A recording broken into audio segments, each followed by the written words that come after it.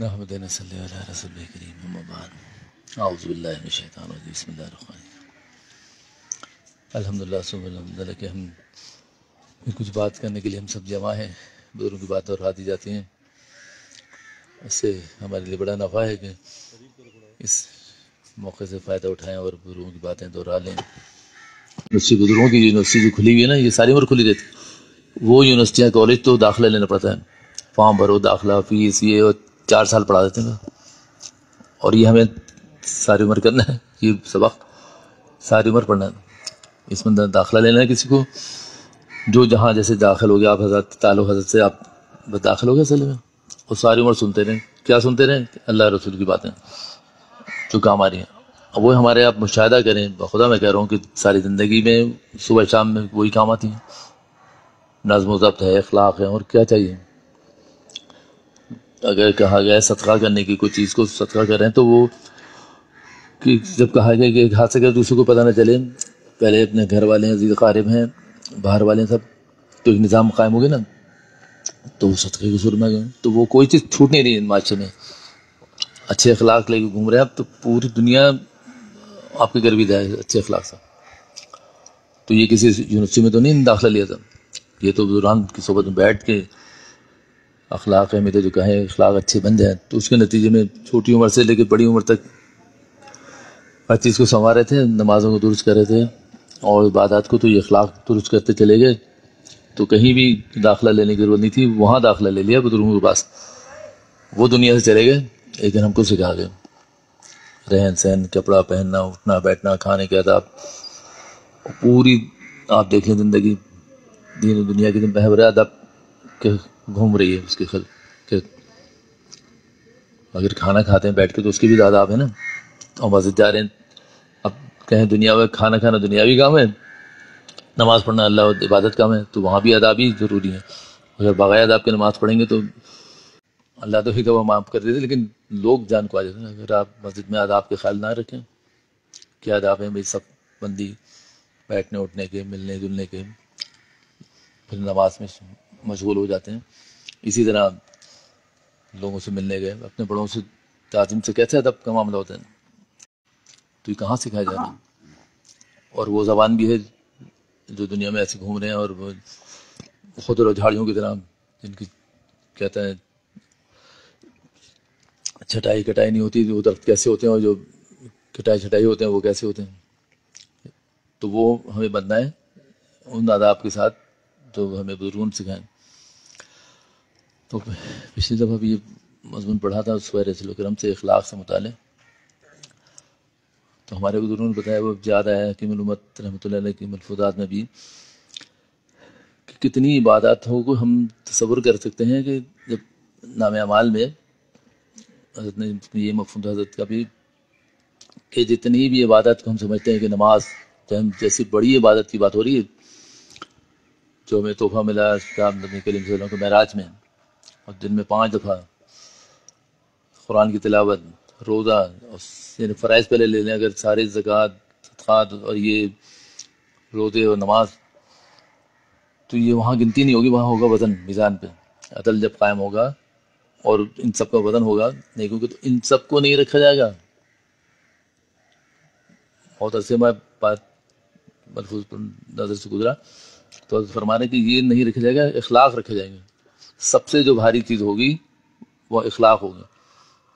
کہاں فرائض عبادات کی بات ہو رہی ہے، کیا وہ اللہ معاف کرے جو مفہوم بیان کرنا چاہ رہا ہوں آپ لوگ کر سکوں اور آپ ہم لوگ سمجھ سکیں بیٹھ کے، اتنا اونچا درجہ اخلاق کا کہا کہ ان سب کو تو رکھا جائے گی، تو انفرادی تو تمہارے ساتھ معاملہ اللہ کا ہے، تو کرنے ہی کرنے فرائض ہیں، لیکن جو اخلاق وہ جب میدان میں رکھے جائیں گے سب سے بھاری ہوں گے، کیونکہ ان کا تعلق پورے 3 سے ہے۔ اخلاق اچھے ہوں گے تو نماز، زکوٰۃ، روزے، اب اخلاق نہ ہو تو ان سب چیزوں میں بگاڑا جائے گا۔ سمجھانے کا مطلب یہ تھا کہ اس لیے اونچا ہے کہ سب سے وزنی ہوں گے میدان میں، کہ ان سے تعلق اخلاق کا ان سب فرائض سے بھی ہے۔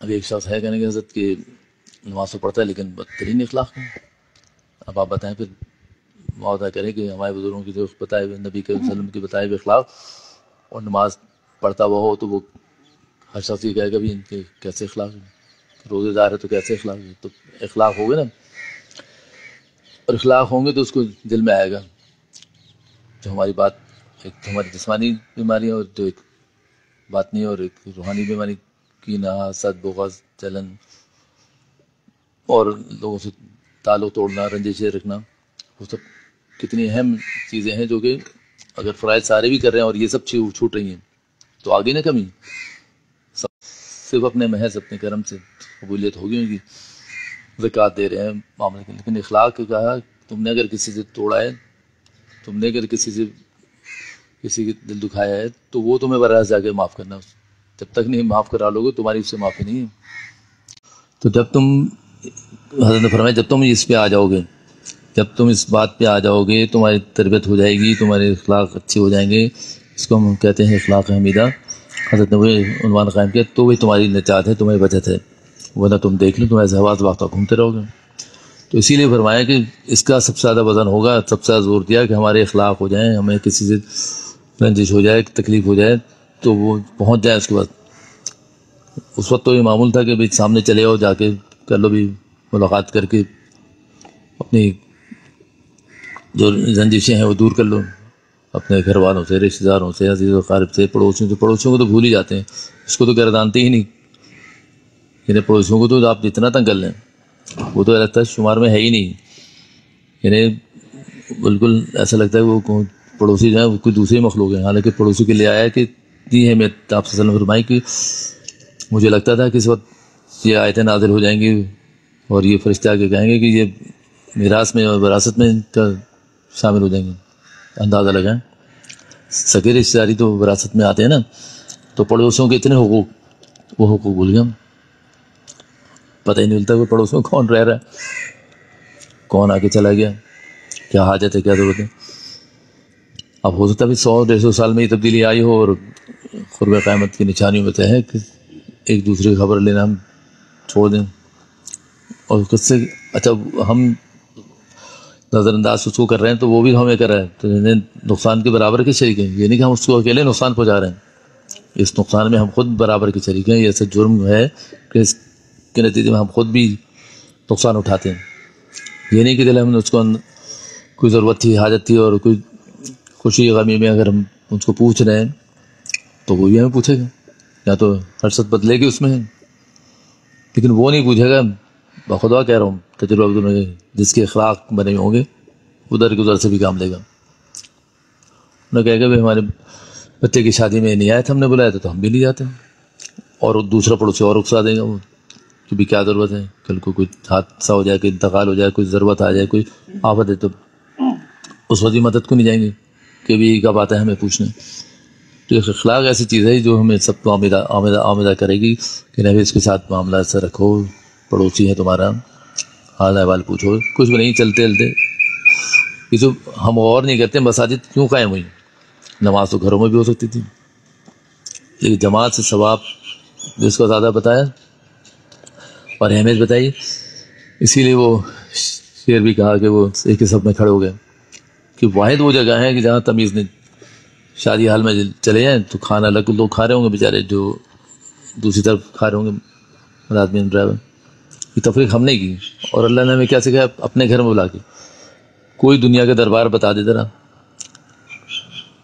رحم دل بادشاہ کا ہو، چاہے وہ صدر کا ہو، ہندوستان کی بادشاہت گزری ہو، ترکی کی کہیں کی گزری ہو، تاریخ میں سارے احوال مل جائیں گے، لیکن واحد یہ دربار ایسا ہے کہ سب ایک جگہ جمع ہے، نمازیں بھی ایک ساتھ پڑھ رہے ہیں، نہ رنگ نسل کی تفریق ہے، نہ امیر غریب کا ہے، روزے ہو رہے ہیں، رمضان ہو، ایک ہی دسترخوان پہ سب روزہ کھولتے، ذرا دسترخوان دکھائیں کوئی دنیا کا، تو بڑوں اتنا بڑا دربار ہے نا، تو وہاں کام ہی ایسے بڑے ہوتے ہیں، تو اتنا حوصلہ ہمیں پیدا کرنا ہے، اتنے اخلاق ہمیں کرنے ہیں کہ اس ولیمے کو یہ اچھا نہیں سمجھا گیا جس میں آپ کے عزیز رشتہ دار غریب غربا بھی سب نہ ہوں، ہے نا، سب ایسی مفہوم ہے نا کہ ایسا ولیمہ بھی پسندیدہ نہیں ہے جس میں سارے وہ طبقہ بھی نہ آئے، تو یہ اخلاق سکھائے جا رہے ہیں، اور اللہ کے گھر میں دیکھیں اس سے 5 وقت ہم سبق حاصل کر لیں کہ دروازے کھلیں،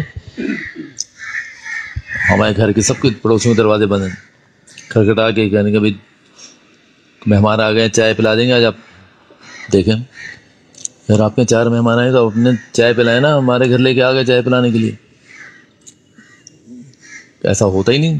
تو معاشرے ایسا ہی ہوتا چلا جا رہا ہے کہ یہ اس میں صرف لاپرواہی ہے. تو ہمیں بزرگان کیا سکھا رہے ہیں؟ اخلاق سکھا رہے ہیں. وہ بتا رہے ہیں کہ تم آج اپنے اخلاق بنا لو, ایک دوسرے کا نقصان نہیں تمہارا فائدہ ہے. محبتیں کیسے قائم ہوگی؟ ہمارے اخلاق سے. نہ چھوٹے کی نہ بڑے کی, نہ مرد کے نہ عورت کی تعظیم. یعنی ہمارے چچا نے تو میں نے سمجھ میں نہیں آتا تھا, چچا کہنے لگے کہ کعبۃ اللہ کی کتنی اہمیت ہے. آج خبر آ جائے پوری دنیا کے مسلمان اٹھ کے پہنچ جائیں گے غم و غصے میں کہ اگر کوئی کہہ دے کہ کعبۃ اللہ کو ڈھا رہے ہیں دشمنان آ کے فلاں تاریخ کو, تو پوری دنیا سے مسلمان پہنچ جائیں گے. تو چچا نے کہا ہمارے تو روز ہم دیکھتے ہیں گلیوں میں قتل عام ہو رہا ہے, ایک عام آدمی بھی, مزدور بھی مارا جا رہا ہے, پٹھان موچی بھی مارا جا رہا ہے, ہمارے علماء بھی شہید ہو رہے ہیں, کاروباری بھی, صنعت کار. تو انہوں نے بتانے کا مقصد تھا کہ وہ ایک انسانی جان بیت اللہ سے بھی زیادہ قیمتی ہے, اس کی عظمت. تو یہ اخلاق ہی تو ہوئے نا کہ ہم ایک انسانیت سے گر کے یہاں سب کچھ ہو رہا ہے انسان کے ساتھ, اور وہاں اتنے جذباتی ہیں کہ ذرا سن لیں تو بے چین ہو جائیں. کسی ایمان کے کسی درجے میں بھی ہو لیکن وہ بے چین ہو جائے گا کہ آج بے حرمتی ہوئی. اور یہ ہمیں خیال نہیں آ رہا کہ یہاں انسانیت کے ساتھ کیا ہو رہا ہے. تو یہ بزرگان سکھا رہے ہیں کہ بھائی تم اخلاق بنا لو, یہ بن جائیں گے, سنور جائیں گے. تم کس عمر میں بھی ہو, کسی خطے میں رہتے ہو, کیسے ہی امیر ہو کیسے غریب ہو, کوئی دنیا کے تمہارا شعبہ ہے, کس چیز سے تم تعلق رکھتے ہو, لیکن تمہارے اخلاق اگر ہو جائیں تو ایسے لوگ گرویدہ ہوں گے کہ تمہیں چھوڑیں. پھر 10 آدمی تمہیں سلام کر رہے ہوں گے. یہ کر کے دیکھ لیں ہم لوگ, یہ تو کھلے آنکھوں مشاہدہ ہے. تو صحابہ تو گلیوں میں بازاروں میں نکلتے تھے سلام کرتے ہوئے, چاہتے تھے کہ ایک راستے جائیں دوسرے سبقت لے آئیں کہ ایک دوسرے کو سلام کریں. تو یہاں تک ہے کہ اگر کوئی درخت بیچ میں آڑ آ جائے پھر دوبارہ سلام دے رہے, اوجھل ہو گئے تھے پھر دوبارہ ملے تو پھر سلام, تو پھر سلامتی بھیج رہے ہیں نا. تو اخلاق اتنے اچھے بنا دیے کہ وہ سلامتی بھیج رہے ہیں. اور سلام کے بھی 3 حصے, تو یہ نا آدھا کر لو تو اتنا ثواب, پورا سلام تو اتنا ثواب. اب یہ ہمارے اوپر ہے کہ کتنا ہم بٹور لیں, کتنے ہم سمیٹ لیں.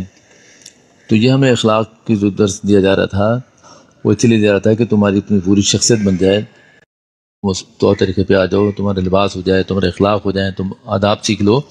تم دیکھنا تم لوگ چھوڑو گے نہیں. اب بیٹھے سامنے, اب یہ مشاہدہ چند سالوں سے ایک گھر جا کے سوچیں تو لیکن سب کے سمجھ میں آئے گا ان کے بھی کہ بڑے حضرات ان کے والد صاحب اب ان کی اب فرصت ہی نہیں ملے گی کہ خط آ رہے ہیں ان کی جواب دینا. وہ خط کا زمانہ نہیں رہا تو واٹس ایپ ملاقات. ابھی شام کو تھکے ہوئے گھر آ رہے ہیں 4 آدمی ملاقات کے لیے بیٹھے ہیں. تو یہ سلسلہ کہاں سے شروع ہوا؟ اخلاق بنے, آداب بنے, منتقل ہوتے رہے.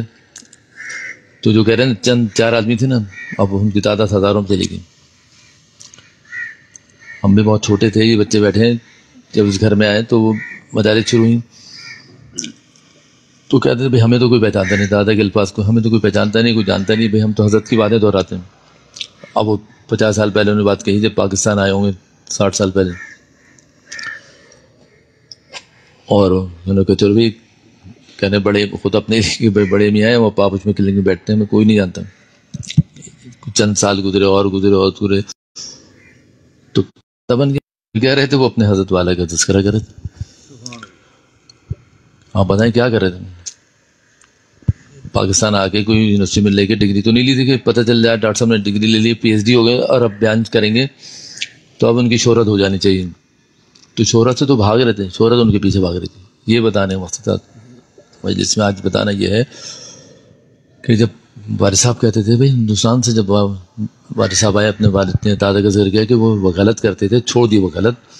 اس وکالت چھوڑنے پہ بھائی آپ دیکھیں وکالت کا پیشہ ایسا ہمارے یہاں اللہ معاف کرے اس پہ وہ لگا کہ گالی بن گیا کہ وہ جو وکالت تھا, لائسنس وکالت نامہ تھا, وہ جمع کرایا کورٹ میں اور حضرت کو خط لکھا کہ میں نے آج جمع کرا دیا, واپس کر دیا کہ دل نہیں میرا مانتا. ایک خط ادھر سے گیا اور شیخ کی طرف سے خلافت کا خط آیا. آپ اندازہ کر سکتے ہیں. تو یہ بنانا چاہ رہے تھے اپنی صحبت سے وہ. تو میں نے کہا اب کیا کریں معاش کے لیے؟ تو والد صاحب نے کہا کہ وہ جیسے مشورہ ہوا تو ہومیوپیتھک ڈاکٹر پڑھ کے وہ شروع کر دی. اب شہر میں کوئی جانتے نہیں تھا یہ ڈاکٹر کون ہے کیا ہے. پاکستان آ گئے تھے بنس روڈ میں چند لوگ آنے لگے. اور پھر کیا وہ آخری نتیجہ جب دنیا سے جانے لگے تو وہ شہرت سے ایسے بچتے تھے کہ بھائی بتانا نہیں کسی کو بھی. حضرت فلاں آدمی ملنا جاتا ہے فلاں نہیں بھائی وہ خط لکھ دے فون کر لے. آئے نہیں کیونکہ یہ آئیں گے تو پروٹوکول ہوگا اور پھر وہ سب کہیں گے بھائی حضرت کے پاس فلاں لوگ آ رہے ہیں. مزاج ہی نہیں تھا. شہرت تو کون نہیں چاہتا. وہ جب مزاج بنایا ان کے شیخ نے مزاج شہرت چھوڑنے کا تو یہ حال ہوا کہ یاد ہوگا جنازے پر کیا حال تھا. یعنی جنازے کے تو گہوارہ ہو تو پھر لمبے لمبے بانس باندھے گئے. تو جب جا کے لوگوں نے کندھا دیا دارالعلوم جیسی بڑی جگہ پہ بھی جگہ کم پڑ جائے نماز جنازہ اور نماز جنازہ بھی کون پڑھا رہا ہے کن لوگوں کے ساتھ. تو یہ شہرت تو خود مل جاتی ہے. یہ ہم ہمارے دلوں میں اتر جائے بات کہ شہرت کے پیچھے نہیں بھاگو بھائی. وہ نہیں چاہیے کسی کو ہم کو شہرت تو دوڑ کے تمہیں خود پیچھے آئے گی. اپنے آپ کو جو مٹا دیا انہوں نے. اور اخلاق کے اعلیٰ نمونے پہ نبی کریم صلی اللہ علیہ وسلم سے پوچھا حضرت عائشہ رضی اللہ عنہا نے کہ بھائی آپ دعا کر رہے ہیں کہ بہترین اخلاق والے ہو جائیں تو آپ اور روز ایک دعا حسن خلق کی کرتے تھے. وہ آج سلسلہ ہمارے امام صاحب نے فرمایا کہ آئینے کے سامنے کھڑے ہو کے جو دعا پڑھی جاتی نا تو کہنے ایک دفعہ کیا کئی دفعہ ہم تو بال سنبھالنے کے لیے کھڑے ہوتے ہوں گے. آئینے کے سامنے جو دعا پڑھی جاتی ہے تو حسن خلق سے متعلق ہے وہ ہے موضوع. تو اس میں بھی اخلاق کا ذکر ہے. تو اخلاق سنوارے جا رہے ہیں آئینے کے سامنے کھڑے ہو گئے تو وہ کم مذاق ہو گئے. کیوں نہ بھائی ہم ایک دفعہ انہوں نے کہا پڑھ لیں. نہیں پڑھ سکتے عربی میں تو اردو میں اس کا مفہوم پڑھ لیں. اب ایک دفعہ کون تو ہم تو سنورنے کے لیے 50 دفعہ کھڑے ہوتے ہیں جہاں کہیں چلے اور دوا خانے جا رہے ہیں بال صحیح ہے داڑھی صحیح ہے اور کپڑے صحیح ہیں. تو اس کا ہم محرک بن جائے اپنے اخلاق درست کر لیں. جہاں ہم اپنے بال درست کر رہے ہیں تو اخلاق بھی درست کر لیں کپڑے درست کر پھر باہر نکلیں 5 لوگوں کو سلام کرتے گزر جائیں تو سارا خلاصہ آج کی بات کا یہ ہے کہ ہمارے اخلاق بن جائیں. پھر دیکھیں بہت گزرنے کے ساتھ یہ بزرگان کہتے ہیں کہ ہم کوئی سرٹیفکیٹ لے کے تو نہیں آئے تھے نا. ہم تو بچتے ہی رہے دنیا سے دنیا کے کاموں سے دنیا کی شہرت سے. یہ تو اللہ کرنا تھا کہ اللہ نے ایک مخلوق کو پیچھے لگایا اور ایسے نہیں لگایا. ایک دنیا حضرت مفتی تقی عثمانی صاحب 7 آدمی پان کھا رہے ہیں تب پڑھ لیں. اور آج کون ایسا آدمی واقف نہیں ہے مسلمانوں کے علاوہ غیر ممالک کے لوگ اسلامی بینکنگ ہو گئے کوئی دنیا کا فقہی مسئلہ ہو گیا وہ حضرت سے مشاورت کے لیے پوچھ رہے ہیں. سننے میں آتا نہیں تو وہ تو شہرت سے بھاگ رہے تھے اور یہ دنیا کی شہرت. عرب ممالک میں چلے آئے تو عرب جو بادشاہ نے کہا حضرت کے لیے تو وزارت کو جو ان کا جو بھی محکمہ ہوتا ہے کہ حضرت کو شہریت دو یہاں کی اور حضرت کو یہاں رکھو اور پیغام دو تخصیص میں تو مطلب سچا واقعی کوئی ایسی چونکہ حضرت بھی حیات ہیں کس تصدیق ہو سکتی ہے. سن رہے بھائی آپ اس مقام کے لوگ مولوی بالکل مٹے ہوئے اپنے آپ کو مٹایا ہوا اپنے شیخ نے ان کو بالکل مٹا کر رکھا. 10 سال دادا نے ان پہ پابندی لگائی بیانات نہیں ہو گئے. کتنے 10 سال کے مفتی تقی اور مفتی رفیع بیان نہیں کرنا 10 سال بیان نہیں کر مول صاحب. تو پوچھا لوگوں نے 10 سال آپ پہ پابندی لگا دی بیانات پہ اور آپ دنیا بتاب ہے آپ کے بیان سننے کے لیے. یعنی شیخ نے منع کیا. لندن سے کالیں آ رہی ہیں امریکہ سے آ رہی ہیں ختم نبوت کانفرنس ہو رہی ہے سفر ہو رہے ہیں. شیخ نے منع کر دی بیان میں. وہ دیکھ رہے تھے 50 سال آگے. اب 40 سال بعد جب ان کے شیخ دنیا سے چلے گئے لوگوں نے پوچھا تھا آپ کو سمجھ میں آتا ہے کیوں کہنا اتنا نہ فوج جس کی انتہا نہیں. وہ سارا وقت ہم نے پڑھنے پڑھانے اور تصانیف پہ گزارا اب جس سے پوری مخلوق کو فائدہ ہو رہا ہے. تو اجازت کس نے دی؟ مفتی نذیر صاحب تھے فیصل آباد میں. تو انہوں نے کہا کہ اب حضرت دنیا سے چلے گئے آپ سے جو کام لینا تھا وہ کام بھی لے لیا گیا ہے تصنیف کا اب آپ لوگ بیانات کریں. تو وہ خلفوں میں تھے بڑے خلفوں میں تھے مفتی نذیر صاحب فیصل آباد میں. تو پھر دونوں بھائیوں نے شیخین نے بیانات شروع کی. تو اس وقت بنا رہے تھے ان کو، تربیت ہو رہی تھی اتنے بڑے لوگوں کو. تو پھر ہم اب کس گنتی شمار میں ہوتے ہیں کہ بھی ہمیں مطمئن ہو کے نہیں بیٹھنا ہے، ہمیں آگے ہی بڑھنا ہے. ان بزرگان کے پاس بیٹھ کے جا کے سیکھ کر آداب اخلاق سیکھ کر اپنی. تو آخری زمانہ تھا، دادا جب ان کے پاس گئے تقیم الامت رحمۃ اللہ علیہ کا آخری زمانہ تھا، بیمار ہوئے تو ان کو دوا بھی دی، کچھ پرہیز بتایا مختصر صاحب. تو کہنے لگے بھی عبداللہ میں نے تو تمہیں ساری عمر پرہیز کرایا نہیں، تم مجھے پرہیز کرا رہے ہو. اور جملہ کہا کہ ہم نے تو نوک پلک درست کر کے تمہیں کہاں سے کہاں پہنچا دیا اور تم ہمیں پرہیز کرا رہے ہو. تو خیر خاموش ہو گئے. تو یہ والد صاحب بہت دفعہ سناتے تھے. تو وہ نوک پلک کیا ہے، بزرگ مجاہدے نہیں کراتے، اس وقت نوک پلک ہی ٹھیک ہوتی ہے. ہم لوگ نہ مجاہدہ تحمل بھی نہیں، برداشت بھی نہیں ہے. آئے بیٹھے سن کے چلے گئے، آئے بیٹھے سن کے چلے گئے، لیکن کیا ہے یہ خالی نہیں جائے گا انشاءاللہ. یہ بہت ہی کرامت ہوگا اور اتنا نفع کا باعث ہوگا جس کی انتہا نہیں. تو ہم یہ سیکھ لیں، بزرگان کے پاس بیٹھ جائیں، عطا پا جائیں، تو وہاں سے جب سیکھ کے نکل دیں گے تو ساری دنیا میں کہیں چلے جائیں تو لباس بھی وہی رہے گا، آداب بھی رہیں گے، پہچان ہوگی مسلمان کی. اخلاق سے ہو جائے گی، حضرت سلام کرنے سے ہو جائے گی کہ مسلمان. تو یہ سکھا رہے ہیں بزرگان. تو ہم دل میں اتر جائے، ہماری بات نقش ہو جائے کہ ہمیں یہ چھوڑنے نہیں، اب ساری دنیا چھوٹ جائے، کچھ ہو جائے، لیکن اخلاق کا دامن ہاتھ سے نہیں چھوڑنا ہے، ورنہ خسارے ہی خسارے ہیں. کیونکہ یہ بنا رہے ہیں اور وہ بنانے کی فکر ہم بگاڑتے رہیں، چھوٹوں سے جھڑک دیتے ہیں. کوئی گلی میں گارڈ چوکیدار مل کے سختی سے بات کریں نوکروں سے، یہاں تک ان کو بھی منع ہے کہ ان سے بھی آپ ایسا نہیں کریں. اور ہر چیز کے آداب سکھائیں، اخلاق سکھائیں. کشمیر سے ہمارے بزرگ تشریف لاتے ہیں، ابھی آنے والے ہیں اگلے ہفتے. تو ان کے مجلس میں بیٹھے ہوئے تھے، تو انہوں نے کہا ابھی کسی کا فون آ گیا تو راستہ بتایا، تو حضرت نے فرمایا کہ بھی فلاں راستے پہ نارتھ آباد آنا تھا ان کو کہیں سے، تو فلاں بس سے اترنا اور پھر تم ایسا کرنا دائیں طرف چلنا. یہ کوئی بات بتانے کی تھی، پتہ بتا دیتے کافی تھا. ہم یہاں بیٹھے ہیں، آ جاؤ. ہم لوگ سب جیسے بیٹھے ہیں ایسے مجلس سے بیٹھے، میں بھی بیٹھا تھا. تو نیچے نگاہ کر کے اور دائیں راستے میں راستے سے کر کے خاص طور پر راستے میں دائیں طرف چلتے ہوئے نیچے نگاہ کرتے ہوئے آ جاؤ. اسی وقت 1 منٹ میں یہ بات بتا دی آنے والے کو. اس کی کیا ضرورت تھی؟ پتہ بتا دیتے. آتا وہ موٹر سائیکل پہ آتا ہے، دائیں چلتا بائیں چلتا. لیکن بزرگان جو ہے کیا بےچین ہے سکھانے کے لیے، بتا رہے کہ دائیں طرف چلو راستے میں. جب چلو تو دائیں طرف چلو، مسجد جا رہے ہو بازار جا رہے ہو دائیں طرف چلو راستے میں، اور نیچے نگاہ کرتے ہوئے آ جاؤ. مختصر سی بات ہوگی. اور سال ہو گئے جب حضرت کی بات کان میں گونجتی. ابھی کیا بات ہوئی تھی، کوئی لکھا نہیں تھا میں نے، لیکن کانوں میں گونجتی. یقین مانے نہیں چلتے تھے، بائیں دائیں سب چلتے تھے، کبھی بیچ میں چل رہے ہیں. تو فائدہ کتنا ہوا بھائی، گاڑیاں آ رہی ہیں، رکشے آ رہے ہیں، ٹیکسی آ رہی ہے، ٹکرا جاؤ، ایک طرف کنارے چل لو، نگاہ نیچے رکھو. کس سے بچ گئے؟ بد نظری سے. اور جملہ ہاں ذکر کرتے ہوئے آ جاؤ. یہ تو بزرگوں کی بات ہے. تو کتنی قیمتی بات ہے. آج میں 10-20 سال پہلے کی بات بتا رہا ہوں.